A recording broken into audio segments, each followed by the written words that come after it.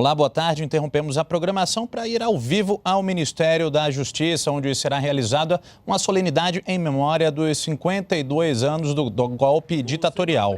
Acompanhe. Da Comissão de Anistia do Ministério da Justiça, Paulo Abrão. A senhora presidente da Comissão Especial sobre Mortos e Desaparecidos Políticos, Eugênia Gonzaga. A senhora Yara Xavier, representando os familiares de mortos e desaparecidos políticos.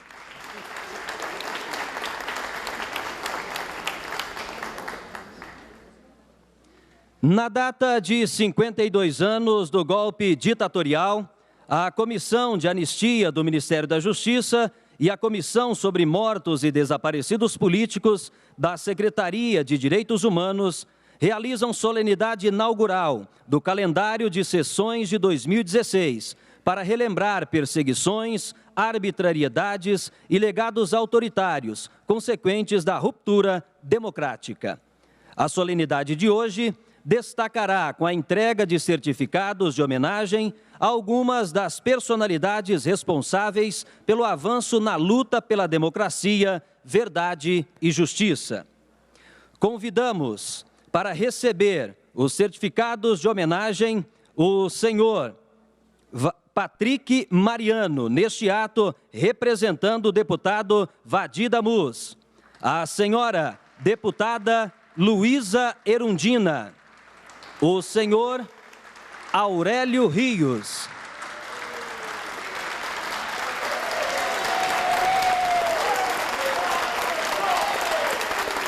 o senhor Aurélio Rios e o senhor José Geraldo, pela contribuição, seja no parlamento, na universidade, pela justiça de transição. E convidamos para entregar os certificados aos homenageados o senhor ministro de Estado da Justiça, Eugênio Aragão.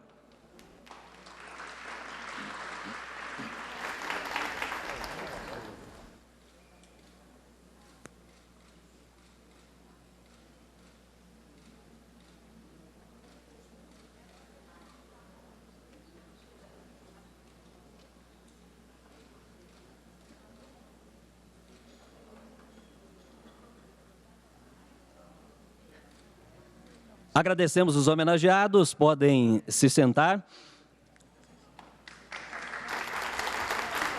Convidamos agora para receber os certificados de homenagem o senhor Aldo Arantes, a senhora Paula Febrote e a senhora Marília Guimarães, personalidades atuantes na sociedade civil na garantia do direito à memória, verdade e justiça. E convidamos para entregar os certificados aos homenageados o senhor secretário especial de Direitos Humanos do Ministério das Mulheres, da Igualdade Racial e Direitos Humanos, Rogério Sotile. Diva não veio ainda. Diva não veio ainda. Não veio. E o César Brito também não. E o César Brito também não. O César Brito também não.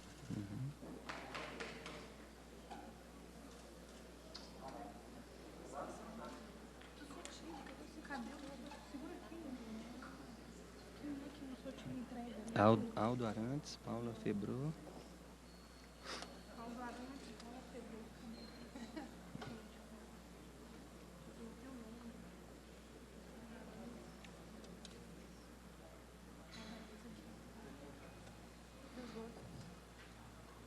Quem que é o próximo? Já prepara o próximo, né? Roberto Amaral. Que vai receber? É. Roberto Amaral. Renato Rabelo. Só.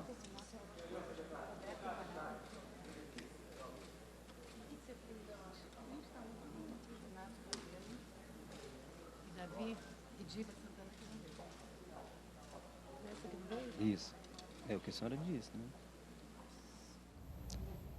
Nós estamos acompanhando a solenidade no Ministério da Justiça em memória aos 52 anos do golpe militar. O evento é realizado pela Comissão de Anistia do Ministério da Justiça, em parceria com a Comissão Especial de Mortos e Desaparecidos Políticos da Secretaria de Direitos Humanos. Participam do evento ex-perseguidos políticos, familiares, movimentos sociais e personalidades. Pessoas que foram perseguidas políticas durante a ditadura ou que contribuíram na luta pela redemocratização do país.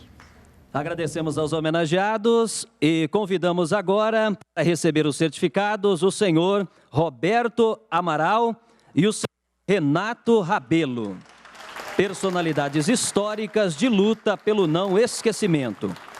Convidamos para entregar os certificados aos homenageados o senhor Paulo Abrão.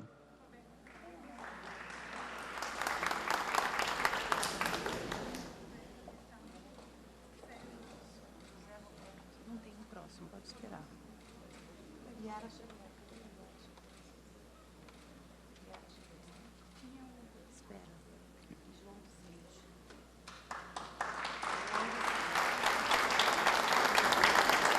Convidamos neste momento para receber os certificados de homenagem o senhor Roberto Caldas, o senhor João Vicente Goulart e a senhora Yara Xavier, personalidades que vêm atuando no âmbito institucional e da sociedade civil pelo direito ao não esquecimento. Convidamos para entregar os certificados aos homenageados a senhora Eugênia Gonzaga.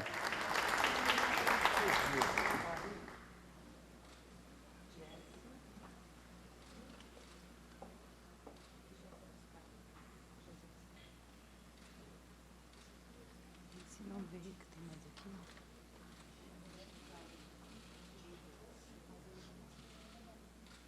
Chama a Diva. Foi no próximo. Convidamos agora, agradecemos aos homenageados, né? E convidamos agora para receber os certificados de homenagem a senhora Vera Vital, o senhor César Brito e o senhor Jair Kriski, eles que vêm lutando por memória, verdade e justiça em movimentos sociais e organizações. Convidamos para entregar os certificados o senhor Aurélio Rios.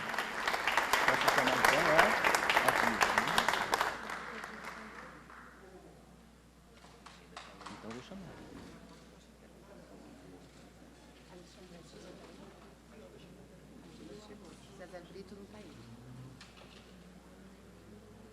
César Brito não está aí. No lugar, convidamos a senhora Diva. Entrega a pasta. Quem que vai fazer a entrega? Quem que vai fazer a entrega? Já chamei. Quem que é? Aurélio Rios.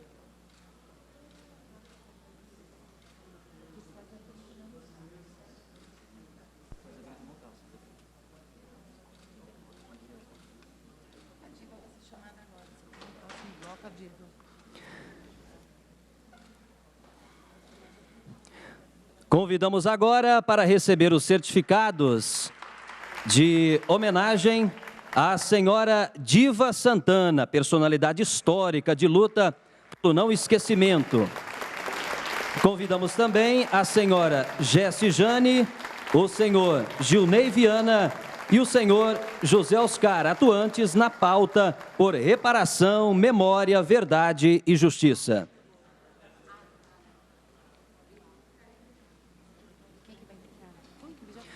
Convidamos para entregar os certificados aos homenageados o senhor Roberto Caldas.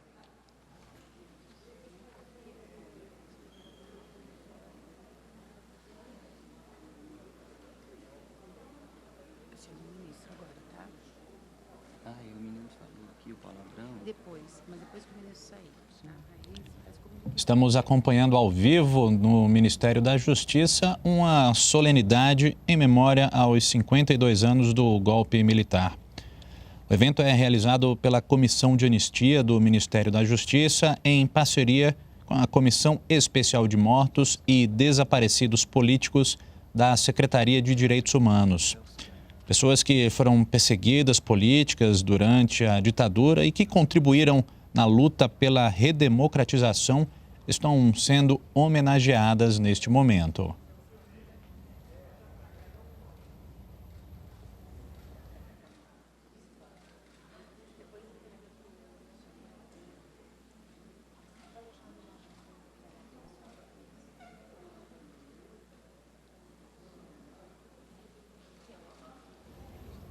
Você acompanha ao vivo, direto do Ministério da Justiça, uma solenidade em memória dos 52 anos do golpe militar. Agradecemos mais uma vez aos homenageados. E neste momento nós convidamos para fazer uso da palavra o senhor ministro de Estado da Justiça, que por motivo de agenda terá que se ausentar após a sua fala. O ministro de Estado da Justiça, Eugênio Aragão.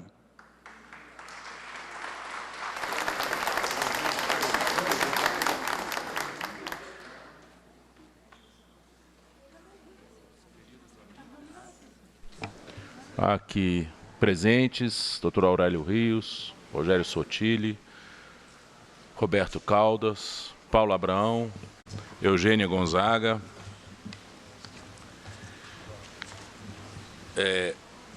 Ângela Albino, Valmir Pracidelli, deputada Luísa Erundina, deputado Paulo Pimenta, Renato Rabelo, presidente da Fundação Maurício Grabois, Jair Kirschke, Yara Xavier, senhor Roberto Amaral, ex-deputado Gilney Viana,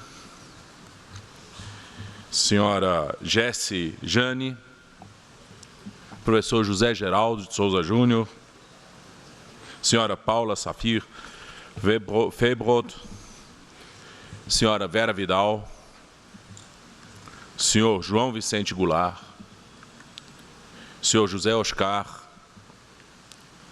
senhor Francisco Aquino e todos os demais aqui presentes, minhas senhoras, meus senhores. Esta data é uma data que tem que ser comemorada.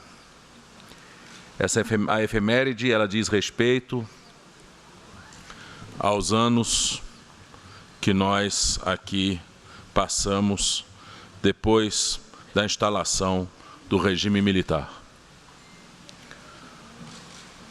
Um período sombrio, sem dúvida, um período que se inaugurou pela intolerância,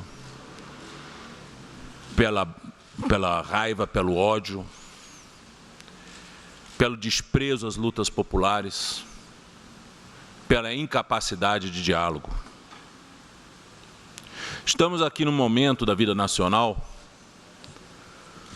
muito significativo, neste momento também, em que muitos aspectos que nós estamos experimentando hoje lembram aqueles tristes tempos.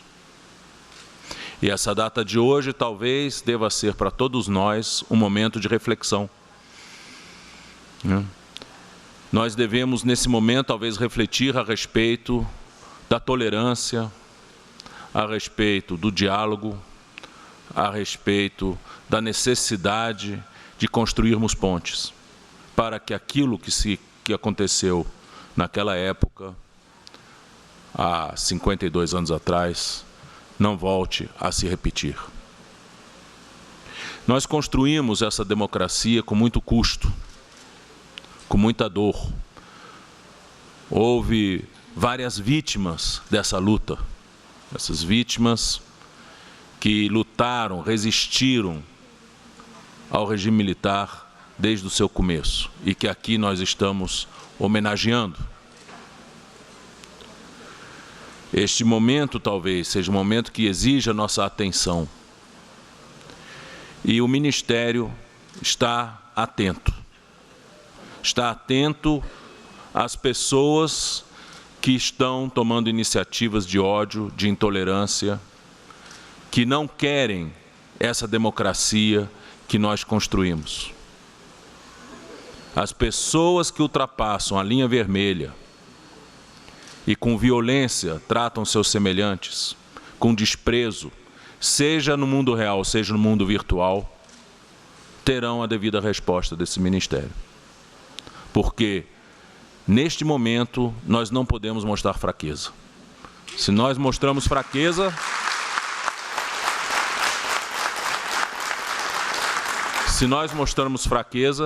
seremos dominados.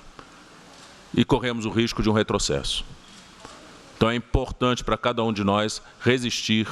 Não temos que temer nada, não temos que ter medo, porque o medo é que nos paralisa. Nós temos que ir para frente, né? Com serenidade, mas com muita disposição e decisão. Não podemos tolerar que aqueles que não conseguiram ganhar uma eleição queiram agora, no tapetão, quebrar a ordem democrática, a ordem constitucional vigente. E o fazem num arremedo de discurso jurídico que nada mais é do que um discurso oportunista ideológico. Tentaram, de todo modo, fazer com que esse governo não pudesse assumir o seu lugar. Fizeram-no no Tribunal Superior Eleitoral. Fizeram-no no Poder Legislativo.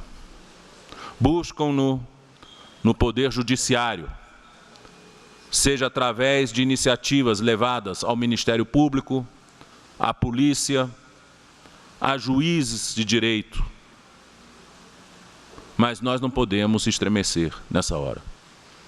Nós temos que ficar atentos, todos nós, saber claramente o que está em jogo e lutar, neste momento, com firmeza, pela liberdade que nós conquistamos.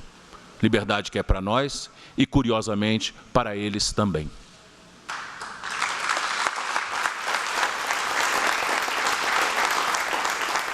Estamos aqui lutando para que a presidenta Dilma possa prosseguir no seu mandato, garantir a qualidade de governança que tem marcado esses anos de governo do Partido dos Trabalhadores e da bancada que o apoiou.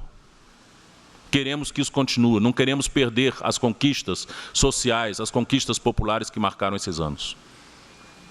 E este momento, portanto, é um momento que nós aqui devemos mostrar a nossa disposição, nossa garra, exatamente nessa efeméride desse dia triste para a história do Brasil. Conclamo todos, portanto, a atentos, resistirem. Resistamos a todas as tentativas de golpe. Muito obrigado.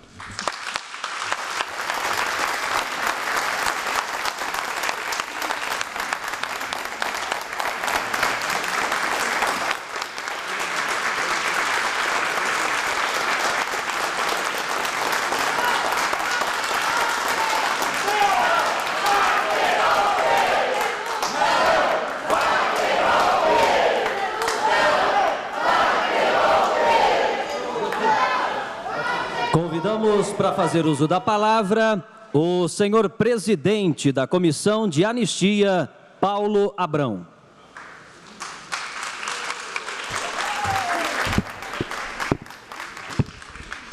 Bem, muito boa tarde. Eu queria primeiro saudar e agradecer a presença de tantos amigos, de tantas pessoas que têm caminhado conjuntamente ao longo do tempo nesse processo de reconstrução democrática do Brasil. No fundo, agradecer essas amizades, agradecer o carinho, agradecer as nossas fontes de inspiração para seguir adiante e, fundamentalmente, agradecer o espírito de luta que tem nos orientado a desenvolver o nosso trabalho nessa agenda da transição democrática que é tão fundamental, não é necessariamente para o passado, mas sim para o presente e para o futuro. Ontem nós tivemos uma grande manifestação aqui na Esplanada, num dia 31 de março. E era muito importante ver que numa data tão singela, que para nós remete a um período em que nós trabalhamos tanto para que não seja repetido, que a sociedade estivesse mobilizada para poder defender a democracia. Esse era um sinal claro de que esse acúmulo que tem sido desenvolvido pelo trabalho das comissões de mortes e desaparecidos, pelo trabalho institucional da Secretaria de Direitos Humanos, pela construção do nosso Sistema Interamericano de Proteção aos Direitos Humanos, pelo trabalho da Procuradoria-Geral da República na defesa da cidadania, pelo trabalho dos nossos parlamentares nas comissões de direitos humanos, seja no Senado, seja no Congresso, na Câmara dos Deputados, pelo trabalho de toda a militância dos ativistas sociais e daqueles que resistiram no passado, ela tem valido muito a pena. Ontem foi uma excelente demonstração disso e é esse espírito de mobilização que também nos mobiliza a fazer esse ato nesse momento para reafirmar todos os valores democráticos. Lembremos que também o golpe de 1964 ele foi orquestrado numa dimensão de um golpe parlamentar. Num determinado momento, muito bem lembrava João Vicente ontem num debate no ONM, num determinado momento, a Câmara dos Deputados e o Congresso declarou vaga a presidência da República como presidente constitucionalmente eleito dentro do território nacional. Ou seja, o golpe de 64 também foi um golpe civil, parlamentar, utilizando de expedientes que não respeitavam todos os democráticos e as regras legitimamente estabelecidas pela Constituição na época de 1946 e agora que nós defendemos o respeito integral à Constituição de 1988. O Congresso Nacional recentemente anulou aquela sessão. O Congresso anulou aquela sessão, cumpriu o seu papel, isso faz muito pouco tempo, o que mostra que em algum momento a história ela se encontra, há um encontro da história e aquelas pessoas que nesse instante souberem tomar a posição do lado certo, elas no futuro terão a certeza e o orgulho de terem defendido as boas causas e as boas lutas.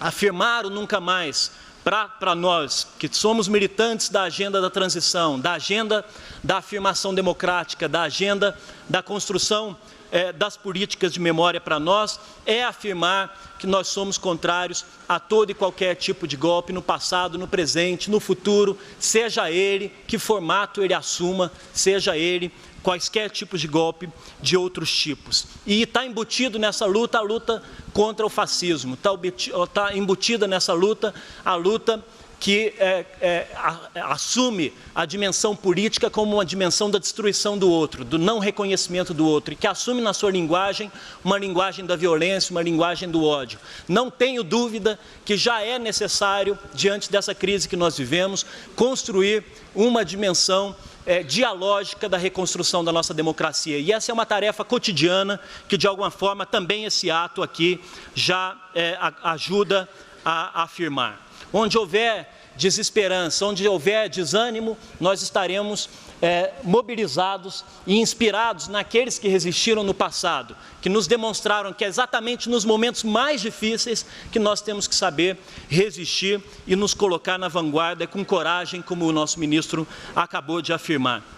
Esse gesto dessa solenidade nesse momento é um gesto, portanto, de um compromisso com a nossa democracia, de anunciar que a nossa agenda ela permanece, é a sessão inaugural das nossas duas comissões, realizada de forma conjunta, esses dois órgãos do Estado brasileiro responsável pela memória, que é exatamente o nosso principal instrumento contra a barbárie, que é o nosso instrumento de construção das tessituras sociais, que é o nosso instrumento de reconstrução das dores e da visibilidade das vozes que se pretendem calar no passado, no presente e no futuro, e afirmar a dimensão da força política da memória é exatamente a principal fortaleza que a Comissão de Mortos e Desaparecidos e a Comissão de Anistia procura desenvolver na imposição de cada uma das suas iniciativas, seja as políticas de memória, as políticas de reparação, a luta contra a impunidade, a luta contra a vigência da interpretação da lei de anistia, o juiz Roberto Caldas, que aqui está. Nós permanecemos firmes na luta em defesa do cumprimento integral da sentença da Corte Interamericana de Direitos Humanos. Entendemos que quando o país, lá em 2010, ele legitimou a lei de anistia à luz da nossa ordem constitucional do presente, de algum modo ele sinalizou uma tolerância com o golpismo. E nós não podemos deixar que esse tipo de tolerância se expanda. Eu queria que esse ato ele tenha essa dimensão de inaugurar os nossos trabalhos, de dizer para os nossos ministros, ministro Rogério Sottile, que na sua batalha contra qualquer tipo de retrocesso aos direitos humanos, que na sua batalha para avançar na promoção e na proteção dos direitos humanos no Brasil, o senhor pode contar conosco, porque o senhor pode olhar para fora da sua janela e saber que toda essa população aqui e esses militantes estarão ao seu lado na consecução do seu trabalho. Do mesmo modo que nós estaremos ao lado do ministro da Justiça contra qualquer tipo de forma de relativização das garantias fundamentais, formas de relativização da presunção da inocência, formas de relativização dos direitos fundamentais ou de qualquer tipo de expansão de lógicas de Estado policial. Essa é a nossa função enquanto militantes, enquanto cidadãos, enquanto construtores desses valores democráticos. No fim, e por último, esse é um ato de homenagem. É um ato de homenagem àqueles que resistiram, àqueles que hoje nos inspiram a seguir adiante em torno dessa construção democrática. Eu queria que todos nós pudéssemos levantar as fotografias dos nossos mortos e desaparecidos, porque eles estão conosco agora, presentes aqui, nos empoderando. Eles estão nos empoderando a seguir adiante, porque eles nos deram o exemplo de que nós temos que seguir firme na luta em defesa da democracia. 500 mortos e desaparecidos políticos do Brasil. 500 mortos e desaparecidos políticos do Brasil. 500 mortos e desaparecidos políticos no Brasil. Agora! Agora! Agora!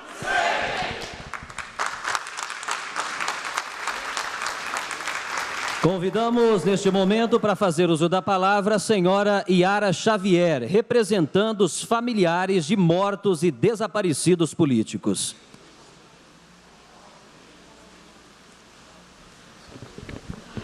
Boa tarde a todos e todas, cumprimentando aqui na pessoa da doutora Eugênia, a única mulher, tirando eu, do grupo, a todos aqui presentes, e um especial carinho à minha deputada e companheira dessa luta, Luísa Erundina.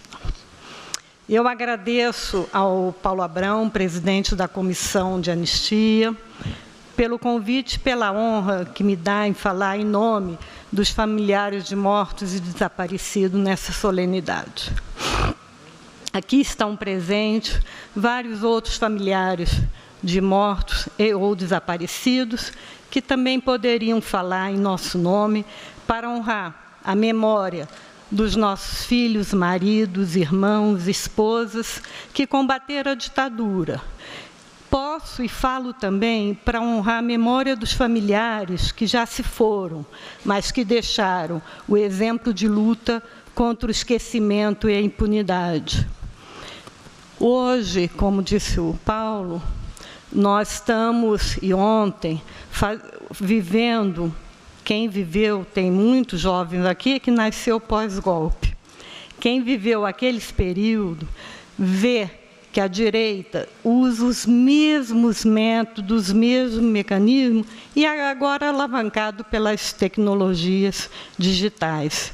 Esse ódio tão grande, eu estava conversando com a Marília, eu não lembro, porque eu tinha só 12 anos. Então, não vivi se tinha esse ódio, né? Naquela época era muito, não era questão da Lava Jato ou isso, era comunistas, né? O carimbo na testa e apontado como um leproso. Esse ódio de hoje em dia me assustou muito, e me assustou vindo de jovens, né? Então, isso mostra que, de alguma forma, nós, tanto nós familiares, como quem está no governo, tem falhado nesse resgate da memória, da verdade e, principalmente, da justiça. Por isso, se faz necessário, Paulo, a importância, a virada que a Comissão de Anistia teve, com esse olhar mais político, com esse olhar de resgate da luta, se mantenha atuante, que tenha condições de exercer. E, mais do que nunca, nós precisamos de um memorial, né? Nós temos vários memoriais pequenos, mas o governo em si ainda não instalou. Nós estamos na luta aí já há vários anos pelo Memorial da Anistia em Belo Horizonte. Vamos pôr um compromisso, vamos exigir ao nosso ministro, aos nossos parlamentares, que a gente possa concluir essa memória. esse memorial. Ele é importante não só para nós, os familiares, ele é importante para a sociedade, é importante para a formação do jovem. E, às vezes, por tão pouco, fica nos escaninhos burocráticos e não podemos chegar. Vocês são todos militantes aqui, não estou falando para nós mesmos, estão seguindo. A Argentina avançou muito, e agora olha o retrocesso. Eles estão agora numa luta para manter aqueles espaços, né, que a onda conservadora lá quer acabar. Agora, há pouco dia, nós tivemos a invasão no Uruguai, lá em Montevidéu, do grupo que cuida do resgate dos desaparecidos políticos. Então, é uma onda que está vindo de direita. E nós ainda estamos engateando. Eu lembro a última vez que eu tive com o Baltazar Garçom numa mesa, e a gente sempre reclamando, o Brasil, nós não temos isso, que a gente olha, né, o avanço da Argentina e a gente se sente, ó, o primo pobre. E o Baltazar falou uma coisa que me calou. Ele disse assim, eu queria ter uma comissão de anistia na Espanha com o Paulo Abrão na presidência.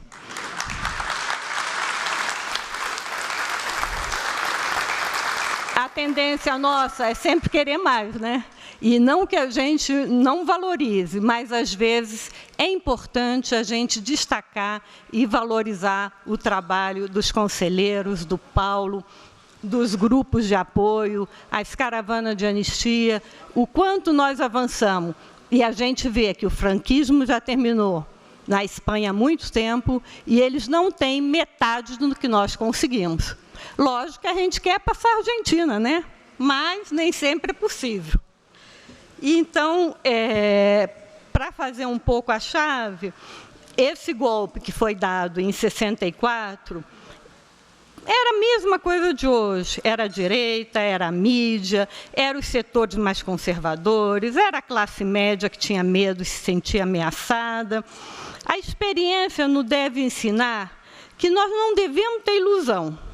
Não podemos resistir, não podemos deixar de resistir. Nós temos que organizar, é hoje, é agora, não é amanhã, porque senão vai se repetir. É agora que nós temos que cerrar fileiras e partir para a luta. E eu gostaria, então, de transmitir à doutora Eugênia, ao doutor Paulo, os nossos sentimentos dos familiares, que a nossa transição ainda está acabada. Nós queremos punição para os torturadores. Nós, familiares, hoje clamamos por justiça. Muito obrigada. E nós convidamos agora, neste momento, para fazer uso da palavra, a senhora presidente da Comissão Especial sobre Mortos e Desaparecidos Políticos, Eugênia Gonzaga.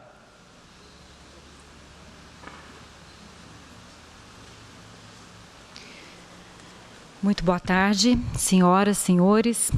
Com muita honra, mais uma vez aqui ao lado de Paulo Abrão, para darmos andamento à nossa agenda conjunta das duas comissões de Estado responsável pelo cumprimento dos pilares da Justiça de Transição, pelo segmento das medidas recomendadas pela Comissão Nacional da Verdade. Cumprimento aqui o doutor Aurélio Rios, na pessoa de quem cumprimento os membros do Ministério Público, doutor Roberto Caldas, muito bem-vindo ao nosso evento. Dr. Rogério Soctilli, secretário especial de Direitos Humanos, com quem a comissão trabalha em conjunto e, graças a ele, graças à sua atuação, a comissão vem crescendo cada vez mais nos últimos anos.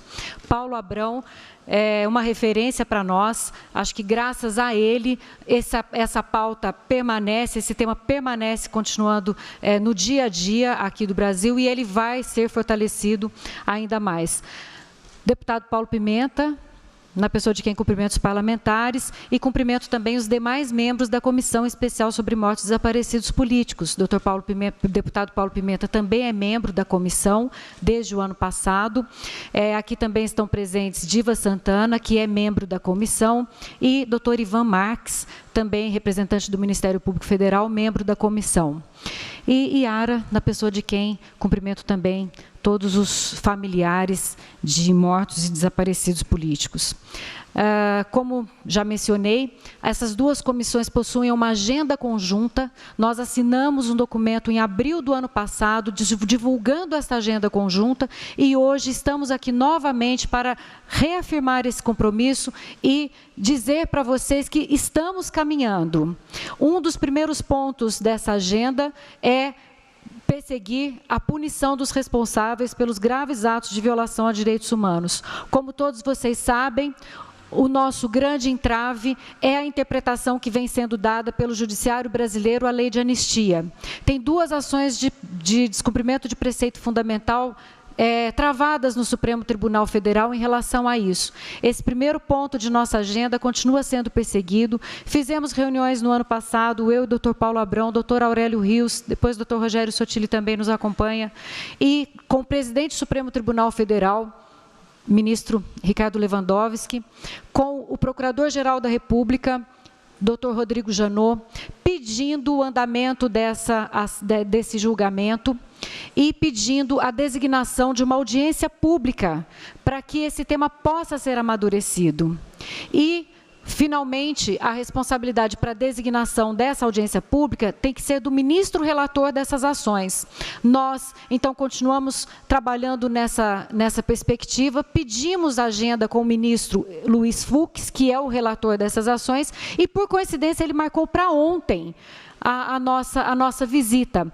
E o Paulo até ainda pensou, Eugênia, acho que o dia está muito complicado, cheio de manifestação. Eu falei assim, não, o dia é hoje mesmo, é 31 de março, porque o momento pode ser delicado politicamente, mas nós precisamos trazer de volta o assunto à baila. Tivemos oportunidade de falar com o ministro Luiz Fux, com seus juízes auxiliares, expor longamente a importância do julgamento dessa ação, ouvir diretamente do ministro Luiz Fux que a comunidade brasileira hoje está indiferente às questões da ditadura, indiferente à gravidade da perda de um princípio democrático, e ele concorda plenamente com a importância de se trazer de volta à pauta o tema. Então, nós levamos para ele esse pedido de retomada do andamento do julgamento da questão da lei de anistia, principalmente à luz da Corte Interamericana de Direitos Humanos.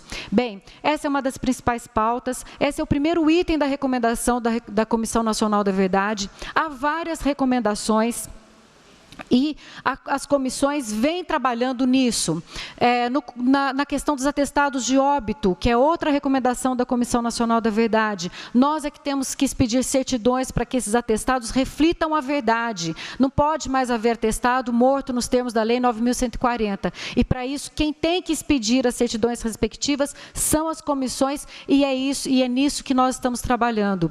Conseguimos instaurar procedimentos administrativos para a procura de cada corpo de desaparecido político. E tivemos a felicidade de, há 10 dias atrás, dentro de um desses procedimentos, conseguir o relato de todas as medidas feitas para a busca de Virgílio Gomes da Silva, Sérgio Correia, no cemitério de Vila Formosa, e fazer a entrega, juntamente com a Prefeitura de São Paulo, de um jardim em homenagem a esses dois desaparecidos políticos, cujas famílias terão um lugar para velar o seu corpo. Então, a comissão está caminhando nessa linha, na linha de desvendar todo esse íter ocorrido após a morte de cada uma dessas pessoas, entregando certidões do Estado brasileiro, daquilo que foi feito, e se não for possível chegar aos despojos, aos restos mortais, teremos certidões dizendo o que foi feito para que se faça essa procura, e teremos a entrega dessa simbologia para que essa família finalmente possa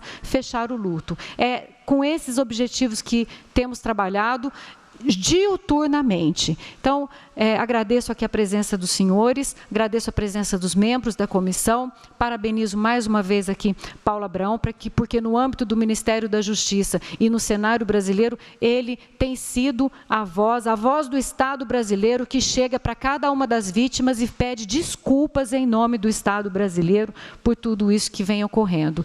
Então, apesar de toda essa turbulência, apesar de todo esse difícil momento político que estamos vivendo, eu acredito firmemente evidente que no que toca a essas instituições que estão aqui representadas, nós defenderemos intransigentemente o Estado democrático de direito e daremos as respostas aos familiares de mortos e desaparecidos políticos. Muito obrigada. Ouviremos agora as palavras do senhor Procurador Federal dos Direitos do Cidadão, Aurélio Rios.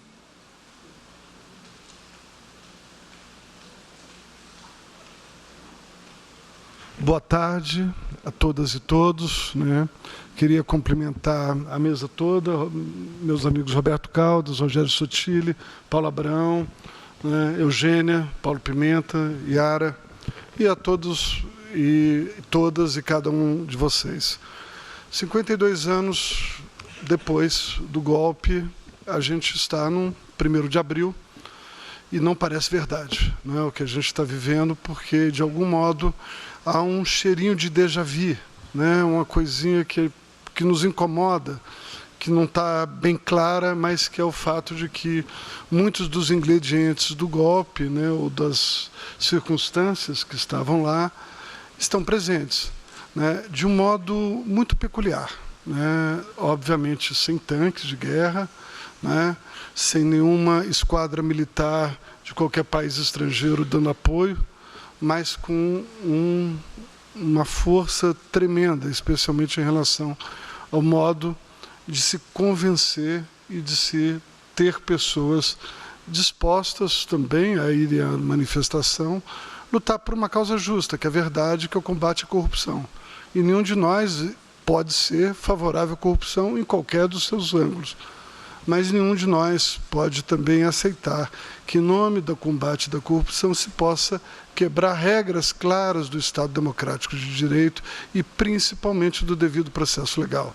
Então, a luta pelo direito será sempre a luta contra a arbitrariedade, venha ela de onde vier. Então, o momento hoje é o momento de refletirmos, como bem disse o ministro da Justiça, sobre o que está se passando e o que nós temos aprendido ao longo da história, não é? E isso me parece que é um ponto para levarmos a nossa luta também contra a intolerância, contra o ódio e ressentimento que tem tomado conta do país, especialmente quando isso passa a ser traduzido em atos de violência. E esses atos de violência sempre servirão a pretextos, né, de gestos ou atitudes pouco republicanas. Então, eu queria, nessa ocasião, agradecer imensamente ao Paulo Abrão, né, pelo grande trabalho que tem feito na Comissão de Anistia, minha querida amiga e colega Eugênia Gonzaga, o trabalho que faz na Comissão de Mortos e Desaparecidos, e dizer que estamos juntos, né? A Procuradoria Federal de Direitos Cidadãos, ela simboliza a luta pela cidadania, pelos direitos humanos dentro do Ministério Público. Então, eu queria fechar isso dizendo que nós temos também compromissos internacionais que o Brasil assumiu ao longo do tempo na pauta de direitos humanos, que são inalienáveis e eles não podem ser abandonados em momento nenhum. Daí a importância da presença do meu querido amigo Roberto Caldas, presidente da Corte Interamericana, porque certos aspectos do que acontece na nossa vida política, né, talvez mereçam também a atenção do sistema interamericano. Então, dizendo isso, e o Rogério Sotile sabe que estaremos juntos, né, na luta incessante pelos direitos humanos, é preciso lembrar as pessoas todas, não só que perderam a sua vida, né, ou a sua integridade física e mental, durante não só os 21 anos, mas tudo aquilo que se precedeu, porque ainda temos desaparecimento de pessoas, ainda se tem tortura e tratamento desumano em quase todas as delegacias e penitenciárias. Mas eu não podia deixar, por último, de homenagear, até em razão de uma injusta condecoração que eu recebi agora, que eu só posso aceitar, Paulo Abrão, se eu puder dividir com duas pessoas, né, que foram muito importantes na minha vida. Meu pai, Sebastião Rios Correia, foi presidente da Comissão de Anistia, amigo de longa data do Zé Geraldo e de outros, e que foi um resistente, né, dentro da magistratura num período muito difícil, e ao advogado Sigmarinha Seixas, pai que faleceu esse ano, que foi um dos grandes baluartes da luta pela democracia, a luta pelos direitos humanos aqui em Brasília. Muito obrigado. E convidamos agora para fazer uso da palavra o senhor presidente da Comissão de Direitos Humanos e Minorias da Câmara dos Deputados, Paulo Pimenta.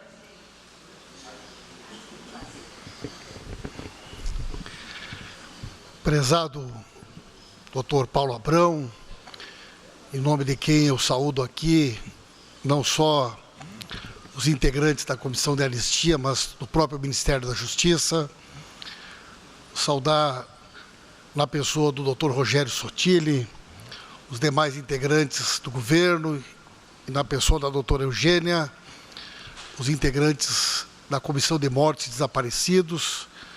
Em nome deles, quero saudar todos os senhores e as senhoras aqui presentes.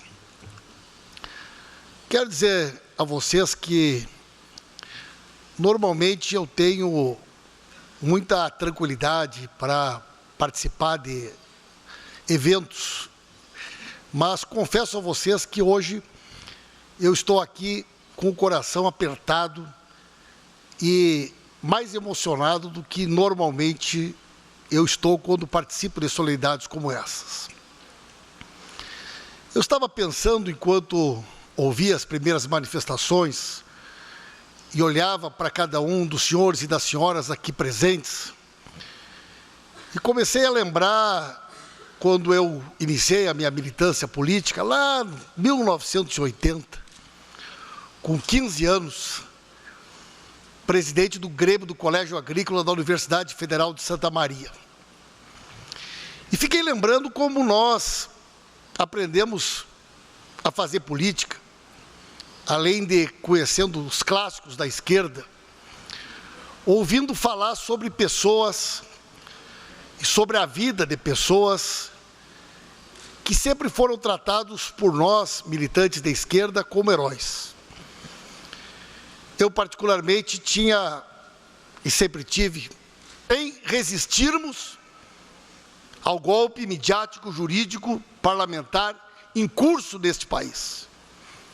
O triste papel cumprido por setores das Forças Armadas em 64 e em 54, hoje é cumprido por setores da burocracia do Estado, da Justiça Federal, do Ministério Público Federal, da Polícia Federal, que abandonaram os limites das suas prerrogativas e agem no país como militantes de um projeto político golpista e precisam ser denunciados sob a proteção da Rede Globo, que mais uma vez é a grande matriarca deste processo de quebra institucional que nós estamos assistindo no Brasil.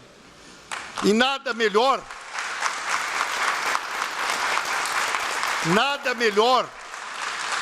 do que estar aqui com os senhores e as senhoras, para que possamos, nas biografias de cada um de vocês, e nas biografias dos seus filhos, irmãos, maridos, mulheres, desaparecidos, encontrarmos a coragem e a energia necessária para seguirmos em frente e gritarmos a uma só voz que não terá golpe e que nós estamos dispostos a resistir em nome do Brasil, da democracia e do nosso futuro. Um grande abraço a vocês e obrigado pela oportunidade de estar aqui.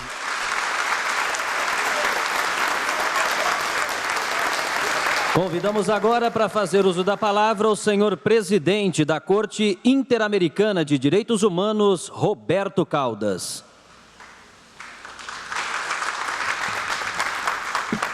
Muito obrigado.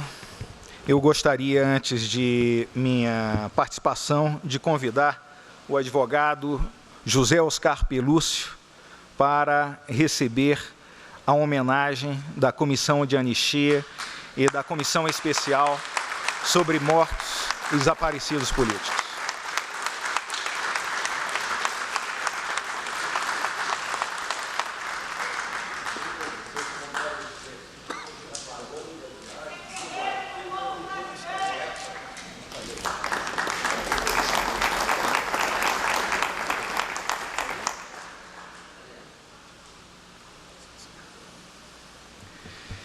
Com este abraço, a este símbolo também da nossa resistência democrática, José Oscar Pelúcio, da advocacia e da cidadania, gostaria de me manifestar como presidente da Corte Interamericana de Direitos Humanos, que tive a feliz oportunidade de julgar como juiz temporário àquela época o caso Gomes Lund, também conhecido como caso Guerrilha do Araguaia, dizer que hoje é um dia de reflexão e de lembrança.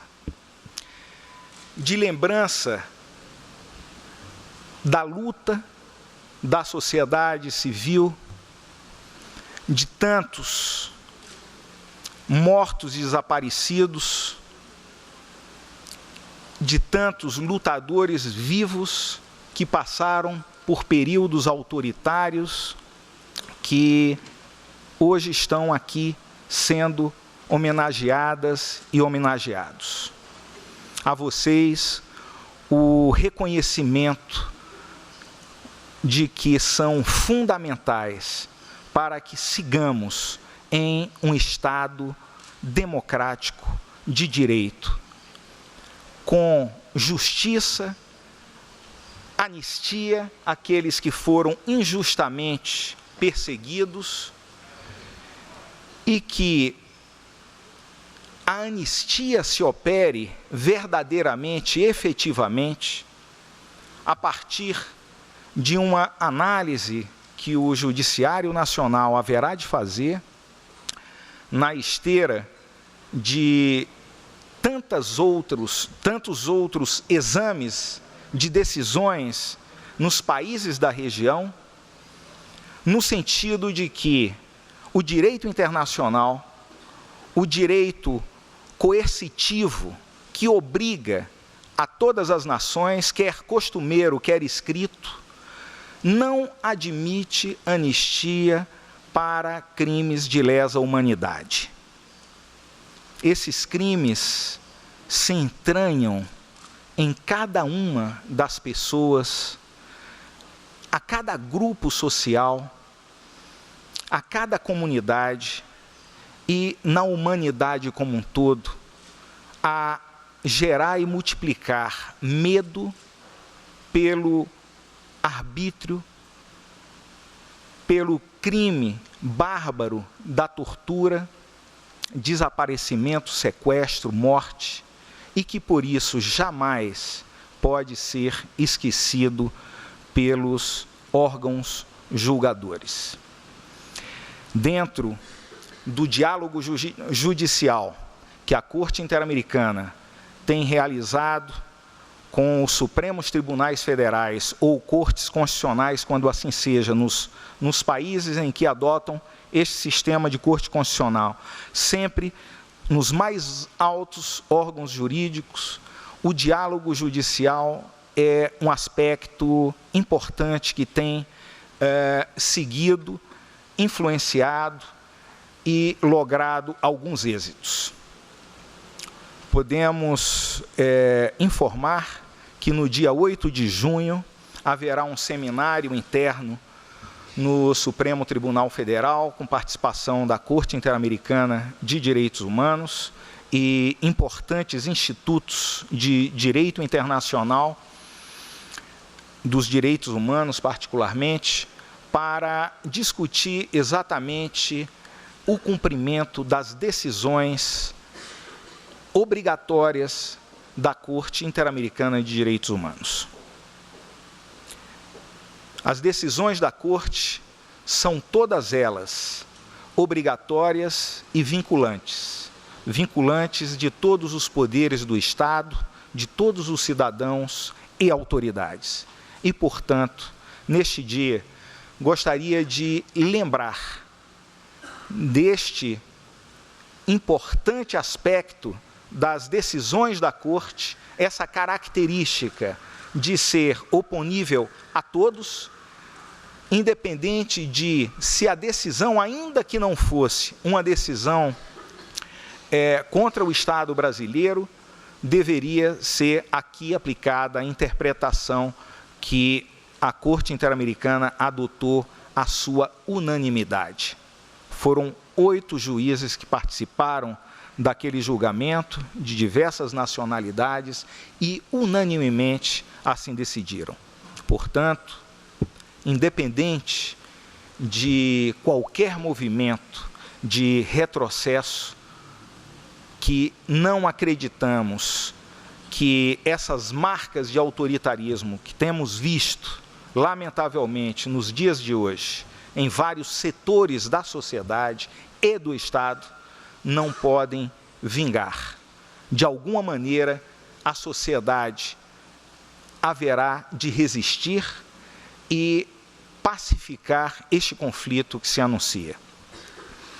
Nós temos como função, quando se vê em perspectiva uma América Latina e Caribe, que são os destinatários dos nossos labores da Corte Interamericana e do sistema interamericano, tão bem composta com a Comissão Interamericana de Direitos Humanos, nós vemos em perspectiva que o Brasil e a sociedade brasileira são lideranças. E tenhamos certeza que o que ocorre aqui, de bem e de mal, tem uma grande probabilidade de repercutir na região, e, por isso, a responsabilidade máxima da nossa cidadania. Nestes dias em que disfuncionalidades graves, na perspectiva da jurisprudência da Corte Interamericana de Direitos Humanos, que, quero lembrar, em 2009, julgou um importante caso contra também o Estado brasileiro. O Estado brasileiro foi condenado no caso Escher e outros por fazer monitoramento telefônico, ultrapassando prazos legais de devida gravação, antes mesmo de um processo constituído, irregularmente pedido em um processo judicial pela Polícia Militar, que não é polícia judiciária, e em um deferimento por uma juíza sem fundamentação, como determina a lei de escuta telefônica de 1996. A Corte Interamericana analisou exatamente a lei que está em vigor e vê com preocupação extremada que a obrigação de não repetição do Estado brasileiro, aparentemente,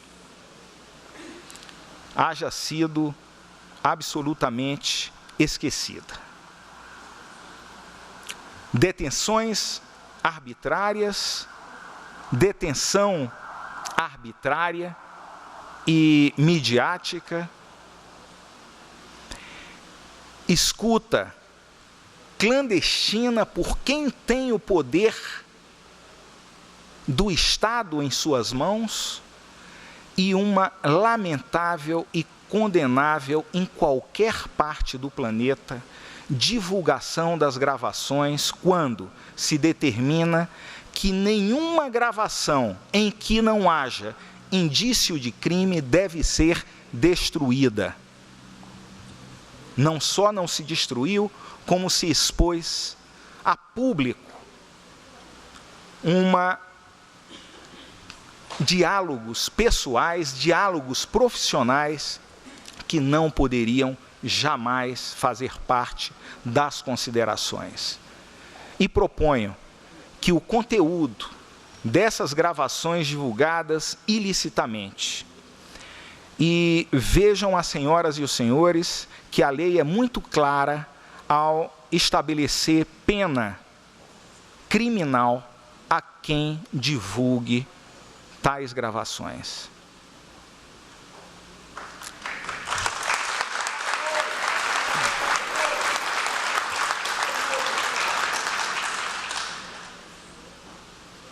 O arbítrio não pode vingar. Havemos de esperar a pacificação da sociedade, que está por demais inflamada. É uma doença social.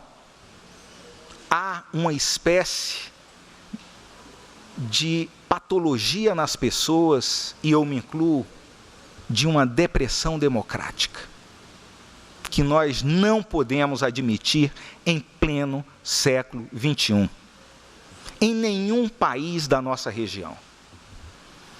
Na Corte Interamericana também nós tivemos oportunidade de analisar 2 casos, de 2 golpes de Estado, e o resultado posterior foi de depauperação da sociedade, de lamentável enfraquecimento institucional e de lutas fraticidas. É o caso do golpe de Estado, assim reconhecido pela OEA e pela ONU, da Venezuela de 2002 e de Honduras de 2009. O caso do Paraguai não vou me referir, porque não é um caso que adjudicamos, que não analisamos, mas estes. Houve um DNA comum, que é a não participação da Força Armada do Estado. Não houve uma participação, ou ela foi secundária ou terciária. Quem participou foi um dos poderes mais fortes da sociedade, que é a imprensa. A imprensa é tão importante numa democracia, mas tão importante, que a ela é dada a liberdade de expressão e ninguém pode fazer censura prévia. Mas quando um poder, seja do Estado, seja da sociedade, que tem o dever de trazer direitos, de democratizar o direito sagrado da sociedade à informação, quando desborda e chega ao arbítrio, nós temos que nos preocupar muito. Este DNA que estava presente naqueles momentos, caros colegas de mesa, caros amigos, nós temos que reconhecer e denunciar. Não é possível que o jornalismo e a imprensa, que devem princípios democráticos de uma conquista no século, que é a imparcialidade, a objetividade, aquilo que em direito se chama do contraditório, e na imprensa se diz escutar as duas partes, o igual espaço e a igualdade de armas, que são princípios do bom jornalismo, tão necessário a uma democracia, que não seja esquecido. Nós precisamos de uma imprensa livre, uma imprensa plural, e precisamos do bom comportamento nesta quadra importante da nossa história, para que tenham o comportamento democrático que deve ser, ou pagarão, infelizmente, com as consequências que a história haverá de adotar. Muito obrigado.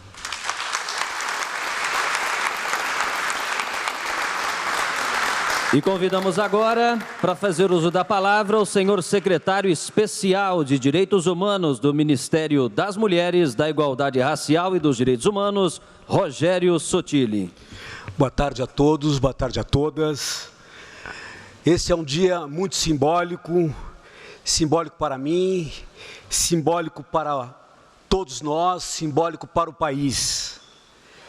É um dia importante para os direitos humanos, é um dia importante para o direito à memória e à verdade.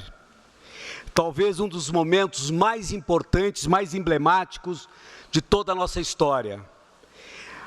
Mais um 1º de abril que ressignificaremos na busca por memória, na busca por verdade e na busca por justiça.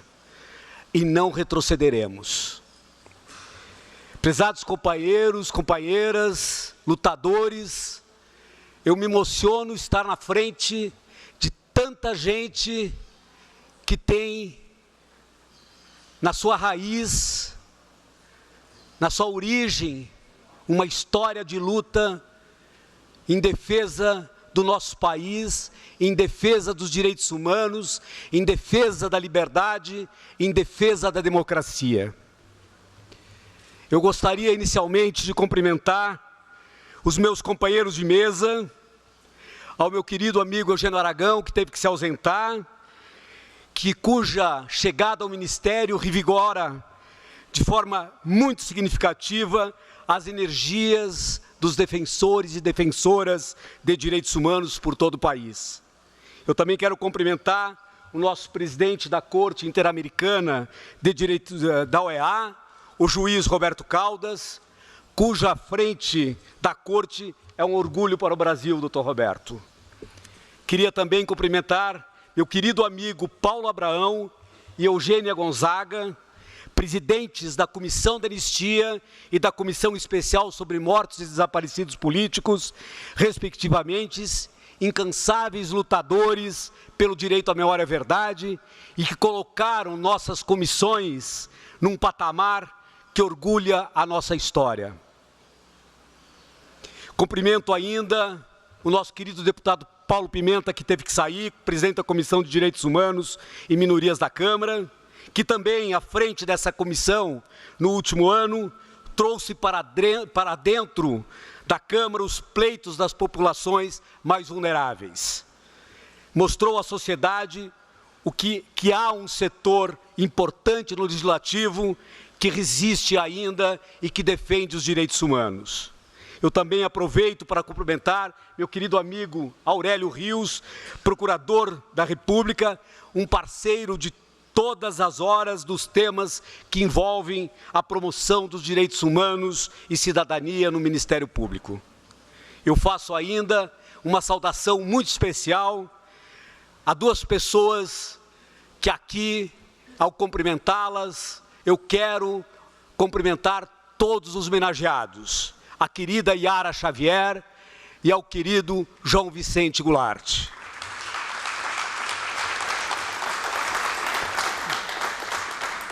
Eles, representantes dos anistiados e anistiadas e dos familiares de mortos e desaparecidos políticos, que são, em verdade, a razão pela qual nós estamos aqui.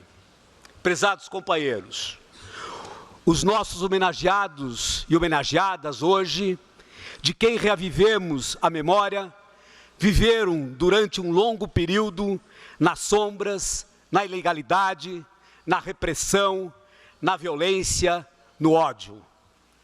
Muitos colocaram a vida em jogo para podermos hoje contar com liberdade de expressão, com direito de nos reunirmos e nos manifestarmos politicamente, com o direito de escolhermos livremente nossos governantes por meio do voto, entre tantos outros direitos.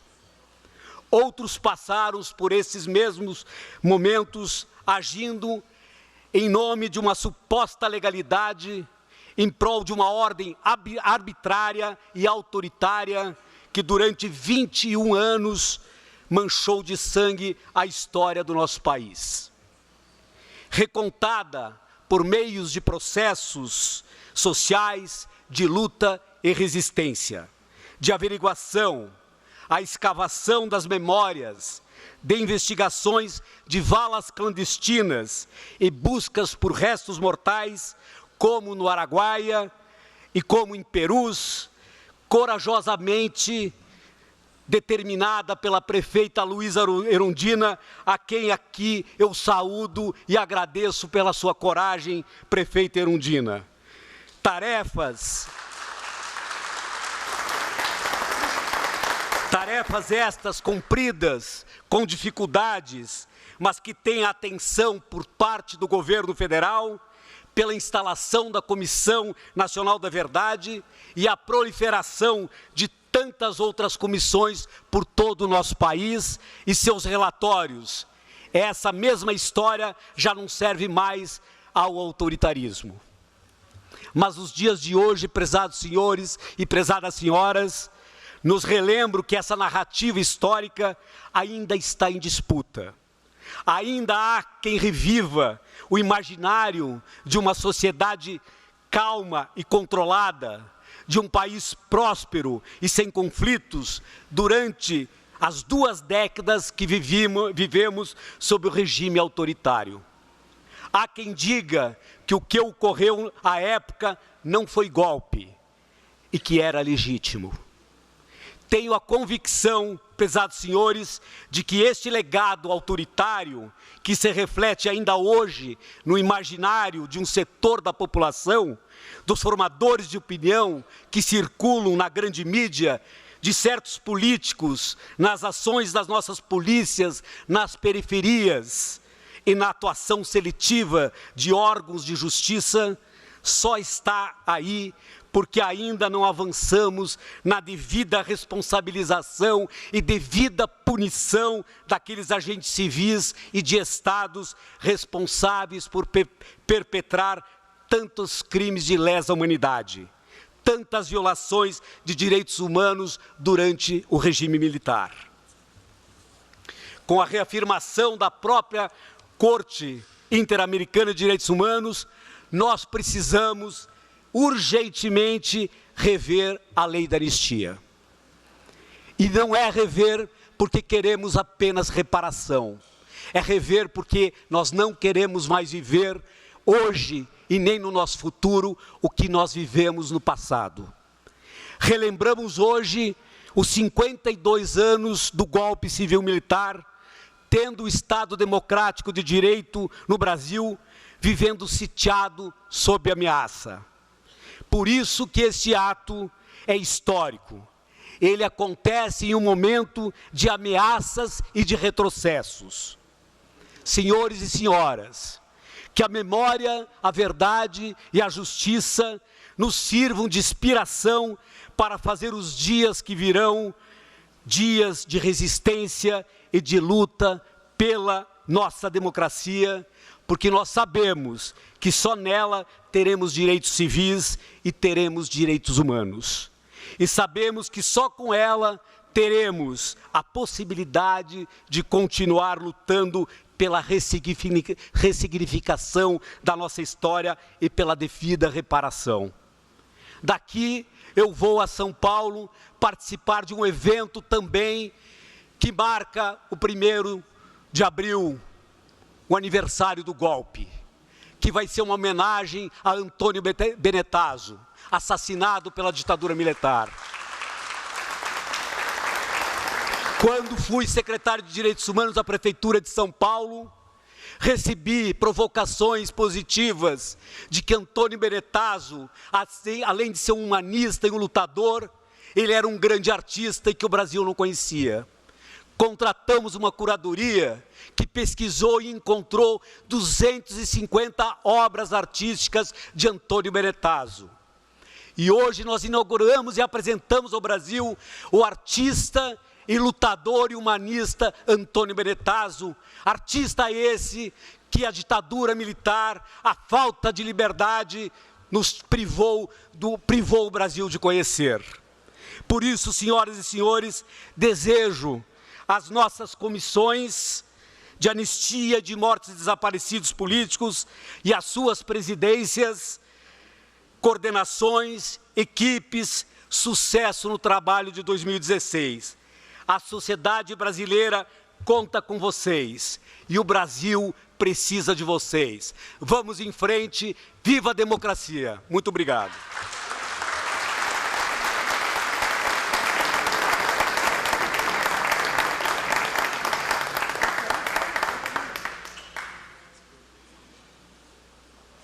Anuncia você. Bem, então, mais uma vez, nesse ano de 2016, as duas comissões vão assinar a sua agenda conjunta de compromisso com os pilares da justiça de transição. Esse interesse... Ela desligou o microfone. Crescendo cada vez mais, nós mencionamos aqui nesse documento o quanto o site da Comissão Nacional da Verdade vem sendo acessado no Brasil e no mundo. Então, esse tema não está ultrapassado e nós não vamos deixar que essa página seja virada enquanto a gente não conseguir ir atrás, um por um, de todos esses pilares.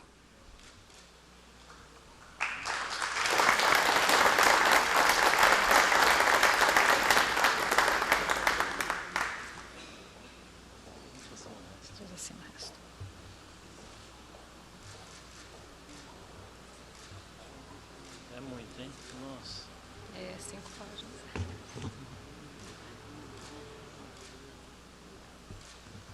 Muito bem. Tudo bem.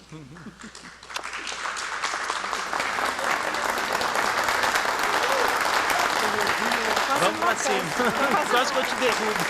Eu quase não alcanço, Paulo.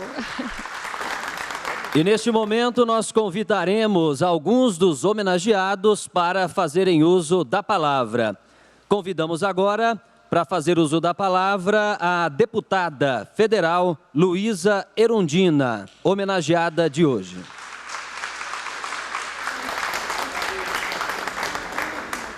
Vem ajustar o microfone.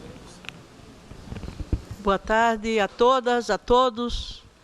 Eu quero saudar essa mesa ilustre, a esse plenário que me emociona e me comove, e dizer do quanto eu me sinto grata por essa homenagem, comovida até, porque ela me traz de volta a memória ao coração, a lembrança de pessoas muito caras, pessoas que lutaram, deram a vida, ainda hoje algumas delas, e muitos de vocês que aqui se encontram, na luta pela liberdade, pela democracia e pelos direitos humanos em nosso país.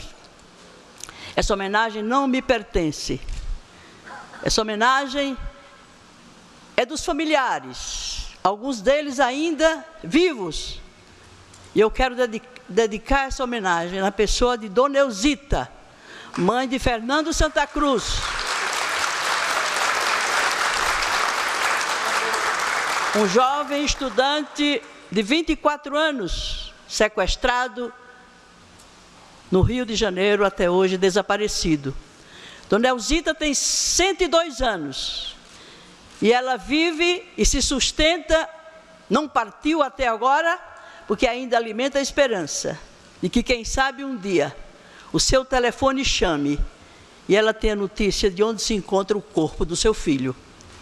Então, é essa força que vocês, familiares, nos dão a nós, que temos a responsabilidade por um mandato popular.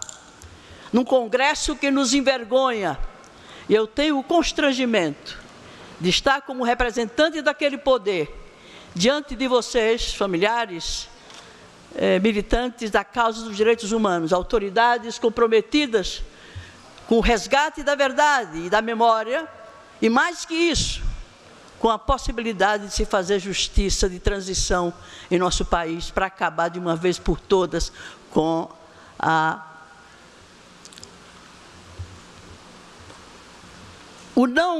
não punição aos verdadeiros criminosos desses crimes de lesa humanidade. A impunidade que ainda nos deixa constrangidos, infelizes, por não se ter, evidentemente, apenado a quem, de fato, em nome do Estado, cometeu esses crimes tão graves, que ainda está na raiz da crise que estamos vivendo hoje, de ameaça a retrocessos insuportáveis do ponto de vista da democracia, das liberdades e do Estado democrático de direito em nosso país.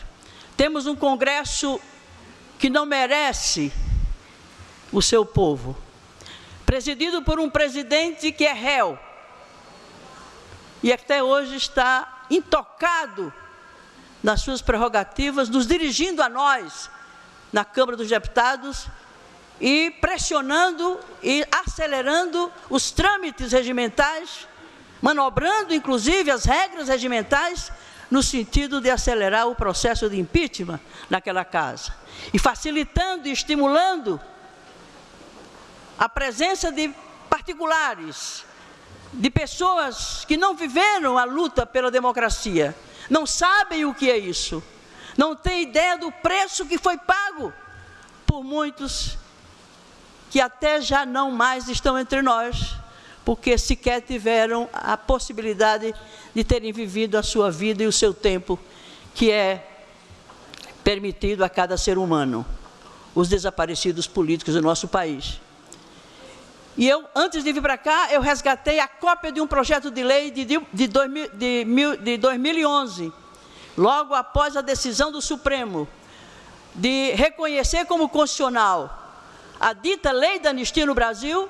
Eu entrei com um projeto de lei na Câmara dos Deputados, fazendo uma nova interpretação do artigo 1º, parágrafo 1º da lei da anistia. Porque raciocinei nos seguintes termos: se foi esse mesmo Congresso, num outro tempo, que aprovou a lei da anistia, manca como ela é, esse mesmo Congresso, como um poder, deve ter o poder e a responsabilidade de refazer esse marco legal, absolutamente incompatível, contraditório, em relação ao avanço dos direitos humanos, não no Brasil, mas no mundo. E tanto é assim que o Brasil, o Estado brasileiro, recebeu a condenação da Corte Interamericana de Direitos Humanos por não ter ainda revelado a verdade sobre os desaparecidos e não ter punido os verdadeiros responsáveis por esses crimes. Entrei com ele, está engavetado na Comissão de Constituição e Justiça desde 2011. Seria suficiente para resolver esse impasse que a Suprema Corte do nosso país não teve a coragem, a responsabilidade e o dever cívico de corrigir essa grave injustiça que se cometeu, esse retrocesso enorme que foi ter uma anistia, que anistiou o réu e que anistiou a vítima, dos que torturaram, dos que desapareceram com pessoas, dos que fizeram os piores crimes que se pode imaginar numa sociedade dita democrática e civilizada. Senhores, senhoras, autoridades, eu quero aqui nessa oportunidade renovar o nosso compromisso com a democracia, com os direitos humanos, com a justiça de transição. E enquanto o povo me confiar e me delegar um mandato popular, nós estaremos mobilizando esse mandato e usando todas as prerrogativas que o mandato me confere para levar as últimas consequências, junto com vocês, familiares, militantes da causa dos direitos humanos, pressionando o Estado brasileiro, o governo brasileiro, para que façam a sua parte naquilo que se faça cumprir, para que de fato possa se dizer que temos uma democracia no Brasil. A redemocratização está incompleta, está inconclusa, por isso ela está sob ameaça. A Comissão Nacional da Verdade apenas produziu um relatório que não chegou a nenhuma verdade, além daquelas que os familiares já sabiam, e que contribuíram com as suas informações e as suas pesquisas para que se chegasse àquele relatório. Um relatório que, no máximo, serve para ficar no Arquivo Nacional e, quem sabe, servir de referência na análise histórica de quem queira conhecer aquele momento em que funcionou aquela Comissão Nacional da Verdade. E a Comissão pela Verdade, Memória e Justiça da Câmara dos Deputados, da Comissão de Direitos Humanos que o deputado Pimenta nos colocou ainda há pouco, que está controlada pelo fundamentalismo religioso, pelo retrocesso, pela direita mais conservadora e mais insensível que possa se ter num parlamento, numa sociedade que se diz democrática. Então, nesse sentido, companheiros e companheiras, nós temos que nessa data, nessa homenagem, nesse ato simbólico, de tanta expressão, de tanto significado histórico e político, renovemos os nossos compromissos, que são os mesmos daqueles de 30, 40, 50 anos atrás, porque, lamentavelmente, aquilo que precisava se fazer de forma completa, plena, absoluta, não se fez até hoje. Por isso, nós estamos sob ameaça de retrocesso e de perda de liberdade e de perda de direitos sagrados, que são a democracia e o Estado Democrático de Direito. Isso não vai ser permitido, espero eu, Se o povo brasileiro for conscientizado, se o povo brasileiro vier abraçar o Congresso Nacional e não permitir que aquele condenado, ou aliás, é réu ainda para ser condenado, que nos constrange a nós de tê-lo como presidente daquela casa, já deveria ter sido afastado à frente de um processo absolutamente injusto e absolutamente perverso, do ponto de vista que nos custou a todos nós, e sobretudo aos senhores e senhoras familiares dos desaparecidos políticos, essa incipiente democracia. Essa democracia que se limita apenas ao direito de votar e de ser votado. Cadê a democracia econômica? Cadê a democracia social? Cadê o exercício pleno da cidadania por todos os cidadãos e cidadãs brasileiros, seja de que raça for, de que gênero for, de que concepção religiosa ou opção de vida tenha? Enquanto não se tiver isso, não se pode dizer que o Brasil é uma nação soberana, uma nação democrática e uma nação livre de retrocessos como esses que nos ameaçam. Não basta apenas gritar golpe, não.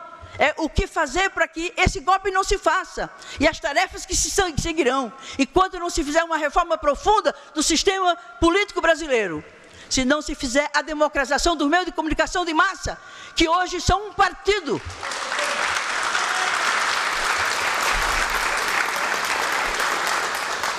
O poderoso poder da mídia, monopolizado, oligopolizado, nas mãos de poucos grupos, que interpretam os fatos à luz dos seus interesses e dos interesses dos grupos que eles representam, monopolizado em 3, 4 grupos.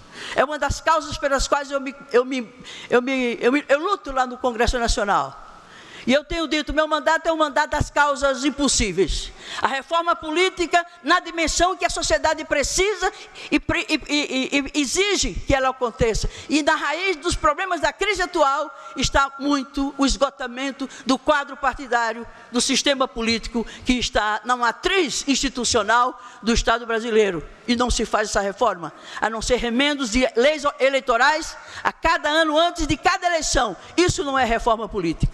Uma outra causa pela qual eu me bato na Câmara é exatamente a democratização do meio de comunicação de massa. Porque se ela não for democratizada, e eu me dei conta quando assumi essa luta na Câmara, que mais importante do que fazer a reforma agrária, pela qual eu dediquei toda a minha vida, porque sou nordestina, filha de camponeses sem terra, porque no dia em que a gente democratizar os meios de comunicação de massa, colocá-lo sob o controle da sociedade, nós teremos tanta força política, tanta organização política e tanta capacidade de pressão política que faremos todas as outras reformas, inclusive a reforma agrária, a reforma urbana, a reforma tributária, a reforma do Estado brasileiro, a consolidação da democracia no Brasil. Parabéns, homenageados, meu povo querido. A luta continua, a democracia é um bem permanente e não vamos deixar aconteçam retrocessos em nosso país. Muito obrigado. Convidamos agora para falar em nome das ex-presas políticas a senhora Jessi Jane.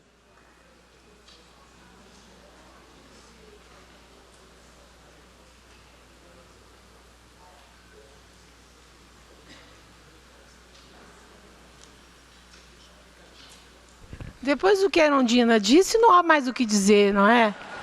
Acho que todas as pessoas disseram absolutamente tudo que é necessário que se diga hoje. Né? Tudo que eu disser aqui será redundante. Quero homenagear a Comissão da Anistia. Uma vez eu disse aqui que esse espaço construído pela Comissão da Anistia era um espaço de não só de reconhecimento de direitos, mas de construção de uma identidade. Foi nesse espaço da Comissão da Anistia que nós, ex-presos, que acho que talvez 90% das pessoas que aqui estejam estiveram, de alguma forma, presos em algum lugar, não é? Pudemos nos reconhecer, pudemos nos não só nos cumprimentar, nos conhecer pessoalmente, mas como nos reconhecer como parte de uma história do Brasil. Até então, nós éramos tratados como meio leprosos, né? Ainda mais nós, da luta armada, éramos terroristas do Brasil, né? E aqui pudemos partilhar memórias, emoções e, mais que isso, constatar que existe no Brasil hoje uma nova geração, né, que nos faz acreditar que não vamos viver novamente 64. Eu dizia no início para o Zé Carlos, né, que eu fico muito emocionada quando eu vejo os novos juristas. Me lembro que na época que, em 64, e depois quando estávamos presos, procurávamos com lupas quais seriam os advogados que nos defenderia. Eram poucos, ainda que muitas histórias e muitas biografias tenham sido construídas a posteriori, mas, na verdade, eram muito poucos. O judiciário também, como agora, tem a sua parte conservadora, a serviço dos interesses das classes chamadas produtoras, mas havia no meio jurídico muito pouco, uma discussão muito incipiente do que era democracia. Essa construção que se fez, teórica, discursiva, que os jovens juristas estão fazendo hoje, nos encanta e nos faz acreditar que é possível que não tenhamos uma nova ditadura. Eu nasci em 1949, portanto, em plena Guerra Fria, né? Vivi a minha infância e a minha juventude na ditadura. Muitos de vocês nasceram, alguns nasceram antes de mim, né? E outros nasceram na mesma época que eu e viveram as mesmas coisas que eu. Alguns de uma forma um pouco dramática, outros não tão dramática, mas, enfim, o drama individual foi de todos nós. Mas vivemos momentos de extrema, de um lado, tragédia, e, de outro lado, vontade e ímpetos de luta, né, onde muitos dos nossos jovens vidas foram ceifadas. Não só jovens, né? Está aqui o pai do meu querido comandante Marighella, né, que não era tão jovem, o filho né, do meu querido comandante da LN, que não era tão jovem, a quem eu conheci menina, ainda quando os meus pais eram do partido, com muito orgulho, né? Mas eu acredito que hoje nós temos na sociedade brasileira vozes muito diversas e com uma construção e um entendimento do que é democracia diferente do que nós tínhamos naquela época. Eu estou falando isso, evidentemente, por mim mesma, né? O Brasil é um país que tem, eu sempre digo aos meus alunos, que nós temos um substrato de cultura política autoritária, né? E, nesse momento, nós estamos vendo como isso é uma realidade, né? O meu temor, outro dia, abrindo o ano letivo da minha universidade, eu dizia aos meus alunos, eu temo muito pelos jovens de hoje, porque eu fui jovem na época do início da ditadura militar. E muitas opções que nós jovens fizemos naquela época, né, eu não quero que os jovens de hoje tenham que fazê-la, porque o preço que se pagou foi muito alto para chegarmos até aqui. E hoje os jovens, como todos os jovens, estão sedentos de participação política, né? Creio que os canais de participação hoje estão muito mais ampliados. Nós temos uma sociedade civil muito mais estruturada do que tínhamos em 64. Uma sociedade... Bom, o Brasil hoje é um país diferente. Não só diferente por esses anos de governo progressista, né? E eu vou usar o termo progressista porque foi uma experiência ímpar, mas ainda muito limitada, dentro daquilo que é necessário, mas a gente tem que começar pelo começo, né? Mas esses anos todos abriram novas possibilidades e novas perspectivas do que é uma democracia. Não só a democracia representativa, liberal do século XIX, mas uma democracia que seja inclusiva, onde todos sejam iguais, porque tenham as mesmas oportunidades. Eu acompanhei na universidade o debate sobre as cotas e me surpreendi profundamente quando doutos colegas, defendiam o problema da meritocracia, né? é em nome da meritocracia que se constitui no Estado brasileiro essas burocracias que batem canela hoje. Né? Como você fala em meritocracia num país que ainda não superou a escravidão? Né? Um país que mata todos os dias jovens negros na periferia da cidade. Eu venho de um estado, o Rio de Janeiro, onde tem um verdadeiro genocídio com os jovens negros da periferia, os jovens pobres da periferia. E entender a democracia nessa dimensão, que eu acho que é a grande construção que se faz no Brasil hoje. Eu, hoje, tenho uma compreensão, não só da minha trajetória pessoal, mas da minha geração, né? E o quanto nós aprendemos, não só na luta por anistia, etc., mas o quanto nós aprendemos o que é uma democracia verdadeira. E compreendendo que numa sociedade de classes, né, a palavra democracia tem valores que estão na base do humanismo construído pelo socialismo no século XIX. Nós não podemos abrir mão das leituras clássicas do socialismo do século XIX, porque ali estão as bases da verdadeira democracia e não na literatura liberal do século XIX.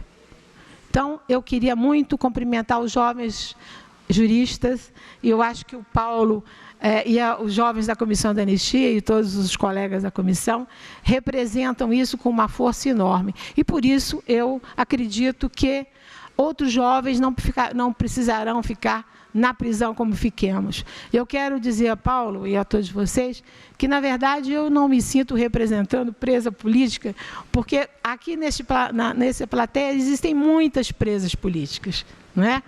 Muitas companheiras que viveram as mesmas coisas que eu vivi. Talvez eu tenha ficado um pouco mais presa, mais tempo, mas eu queria dedicar essa homenagem a uma companheira, também advogada, não é? Chamava-se Abigail Barreto Paranhos, que ficou presa junto comigo e que, ao sair da prisão, compreendeu a importância de ir lutar na OAB do Rio de Janeiro, até então dominada pela direita, né, para transformar aquela entidade de advogados no instrumento da democracia. A mesma coisa que os advogados de hoje estão tentando fazer novamente com a OAB, que novamente faz e como fez em 64. A OAB, a ABI, felizmente a CNBB aprendeu a lição, né? Então, acho que eu quero, nesse dia de hoje, lembrar com muita emoção a minha companheira querida Abigail Paranhos, uma jovem advogada que ficou 4 anos presa e foi uma das fundadoras do Comitê Brasileiro pela Anistia no Rio de Janeiro e que morreu muito jovem, né? E acho que a Abigail hoje nos representa mais do que nunca. Eu queria muito dizer a todos vocês que fico muito feliz de estar viva para estar aqui hoje. Muito obrigada.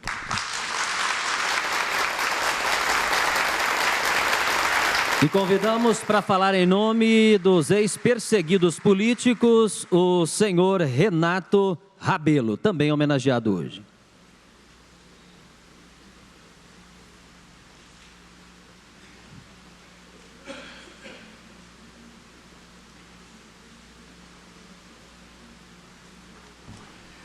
Boa tarde, amigos, amigas.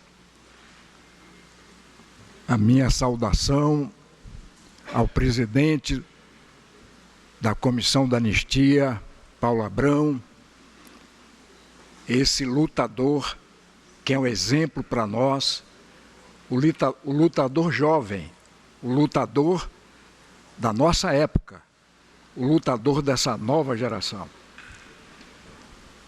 E também a minha saudação à presidente da Comissão dos Mortos e Desaparecidos,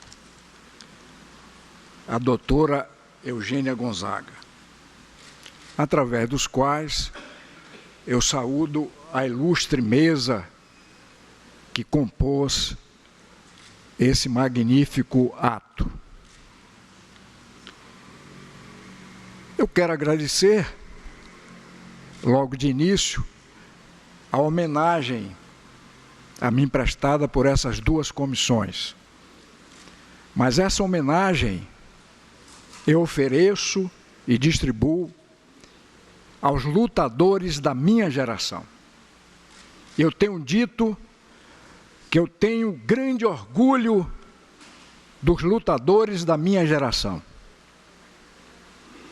Essa comissão me concedeu o direito de voltar a estudar medicina na Universidade Federal da Bahia, porque eu deixei o curso de medicina, deputada Erundina, no 5º ano.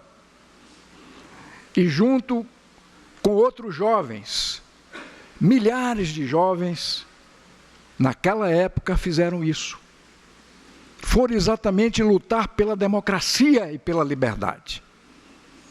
Por isso, eu ofereço a esses lutadores, ofereço ao Ernestino Guimarães. O Ernestino Guimarães eu conheci aqui na Universidade de Brasília. Eu fui da Ação Popular e comigo nós militamos naquele período no movimento estudantil. O Ernestino desbravou a luta aqui em Brasília, que parece que naquele período ainda estava, digamos assim, por crescer, por se desenvolver. E quero também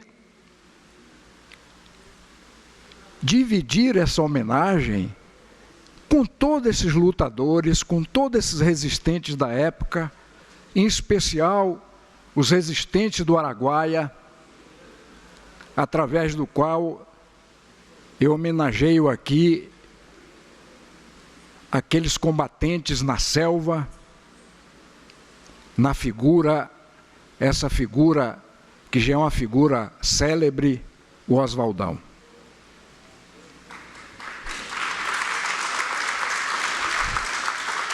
E quero também dividir essa memória de luta com os aqui presentes da minha geração, Aldo Arantes e Roberto Amaral.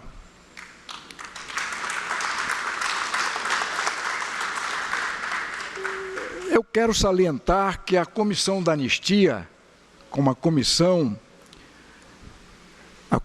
também dos presos políticos, né, tiveram um papel destacado e um papel fundamental para o resgate da memória e para apresentar com muita força a verdade que estava escondida. Os inúmeros casos na pesquisa, no julgamento feito por essas comissões, trouxe à luz do dia, no seu conjunto, a face da ditadura militar. Trouxe a face desse período de chumbo. Isso é um resgate que eu considero fundamental para esse período da nossa história política. Por isso, essas comissões são comissões que eu homenageio aqui pelo seu papel essencial para o próprio destino do povo brasileiro. Vejo dessa maneira, porque eu não compreendo que uma nação, sobretudo uma nação jovem, como a nação brasileira, possa esconder a verdade, possa escamotear a verdade. Sendo assim, amigos e amigas, essa nação não terá futuro. Uma nação que esconde a verdade é uma nação que não pode ter futuro. Ela deixa de ter o cimento da sua construção. Isso é fundamental para a força de uma nação, esse resgate. Por isso que esse período é preciso o povo conhecer, é preciso ser desvendado. E foi isso o trabalho que a Comissão da Anistia e as outras comissões afins fizeram. Eu considero, portanto, da mais alta importância para a formação do nosso povo, para a formação dessa grande nação brasileira. Mas eu queria dizer que esse ato, como alguns já disseram, pessoas que me antecederam, esse ato é feito num dia simbólico. Ontem, nós assinalamos 92 anos da deflagração do golpe militar de 1964. Que, na realidade, nós sempre dizemos que esse golpe foi o 1º de abril, que é hoje. Esse golpe militar, eu vivi esse período, como outros aqui presentes viveram, e eu exatamente procurei prestar a minha homenagem a esses lutadores, que eu tenho orgulho. Mas esse ato tem um valor simbólico muito grande. Por quê? Porque nós aprendemos e tiramos lições e ensinamentos de todo esse período que a democracia, as instituições democráticas, a legalidade da Constituição tem um grande valor. Isso foi pago com sangue por muitos heróis e mártires. Nós vivemos isso. E esse momento nos traz exatamente a memória rica dessa luta de resistência. Por quê? Por quê? Porque, novamente, o povo e personalidades importantes da vida nacional saem às ruas para gritar com toda a força e lutar pela democracia. Imaginem, depois de 52 anos passados, portanto, nós começamos a viver uma situação como essa. Eu tenho um neto de 11 anos de idade. Numa discussão com minha mulher em casa, analisando a situação, ele observou, ele já sabia que eu fui exilado político, e ele disse: puxa, será que vocês vão ser exilados novamente? Como isso e como esse momento reflete exatamente com força na cabeça das pessoas. Por isso eu digo com toda convicção para os amigos e amigas aqui presentes: a luta hoje pela democracia e pelo Estado democrático de direito é uma luta decisiva, é uma luta fundamental. É uma luta em que o povo brasileiro, pouco a pouco, vai compreendendo e assimilando. Por que essas manifestações se ampliam e crescem? Porque o povo começa a compreender o que está em jogo é a democracia, é a liberdade, é o futuro do nosso país. E vai crescer mais. Ou seja, não é só a defesa do mandato constitucional da Presidenta da República, vai muito além. É a defesa da democracia. E vejam vocês, o golpe que se procura plasmar agora é um golpe que tem os mesmos objetivos dos de antes. Os mesmos objetivos. É exatamente defenestrar forças progressistas, forças democráticas e forças populares. São os mesmos. A mídia grande, não é grande mídia, a mídia grande, essa gente em consórcio, hoje com uma parcela da justiça que procura ter o domínio de uma espécie de regime paralelo em nosso país. Chegamos a essa situação, chegamos a essa realidade, e a partir daí procuram construir um golpe de tipo novo, um golpe institucional, entre aspas, um golpe do século XXI, como já se diz aí fora. O formato é diferente, mas os objetivos, aqueles que exatamente estão à frente desse processo de impeachment, são as mesmas forças políticas de antes, que se baseiam numa parte da classe média tradicional. A mesma coisa, só muda o formato. Só muda o formato. Portanto, nós estamos diante de uma grande ameaça à democracia. Uma grande ameaça ao nosso povo. Amigos e amigas, não permitiremos, por isso que estamos nas ruas, por isso que estamos lutando no parlamento, em todas as frentes, para dizer alto e bom som ao nosso povo: golpe nunca mais. Governo de exceção, governo ilegítimo, nunca mais. Viva a democracia, mais uma vez, triunfará.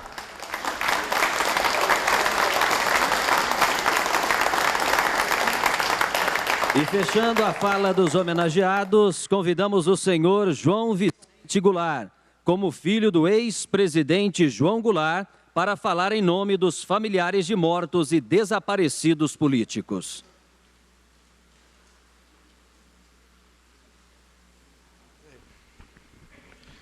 Boa tarde. Alô? Alô? Tá bom? Boa tarde. Boa tarde a todos, companheiros. Não sabia que ia falar hoje, nesse momento tão importante. Gostaria de dizer e homenagear a todos vocês em nome do Paulo, homenageio a todos os companheiros que por aqui passaram, em nome da Yara, que aqui falou, em nome das vítimas e dos familiares, homenageio a todas as mulheres que aqui se encontram. E ao ouvir detidamente vários companheiros que por aqui passaram, lembramos a data de hoje como uma data profundamente representativa em nossas memórias. Em minha memória, particularmente, quando em 1964, estas mesmas forças antiprogressistas, estas forças que impediram as reformas de base, estas forças que, como lembrava a nossa querida deputada Erundina, extinguiram as reformas de base que até hoje esse país ainda não implantou. Várias delas nós vemos aí tendo essa necessidade. E começo a falar da reforma eleitoral. Nós vivemos momentos semelhantes, com atores diferentes, mas com os propósitos iguais de 64. Vivemos um congresso, deputada Erundina, um congresso que, após a liberação da lista do Odebrecht, com mais de 300 políticos, alguns deles ou vários deles, funcionando e votando um impeachment na Câmara Federal para moralizar o nosso país.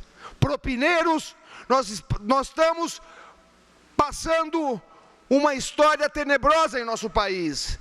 Nós estamos vendo pessoas que foram financiadas por campanhas políticas milionárias, por desvio de recursos públicos milionários, querendo moralizar o país e derrubar a presidente que não figura na lista do Odebrecht.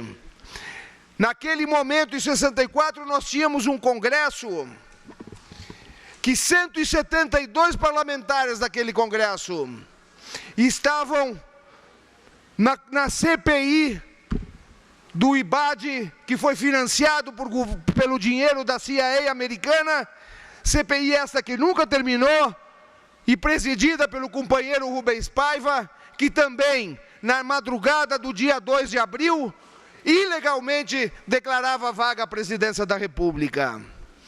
Vivemos nesse momento uma conspiração com atores diferentes, mas uma conspiração parecida. Eu chego a me perguntar, Paulo, não está o Paulo, mas eu chego a me perguntar aqui, escutando o ministro da Justiça e vendo que os atores que substituíram os militares sejam hoje atores que substituíram o cap pela toga. E é impressionante estarmos hoje aqui, nesse grande paradoxo, sob o Ministério da Justiça querendo e dizendo que precisamos modificar as instituições brasileiras, que elas não podem mais continuar assim.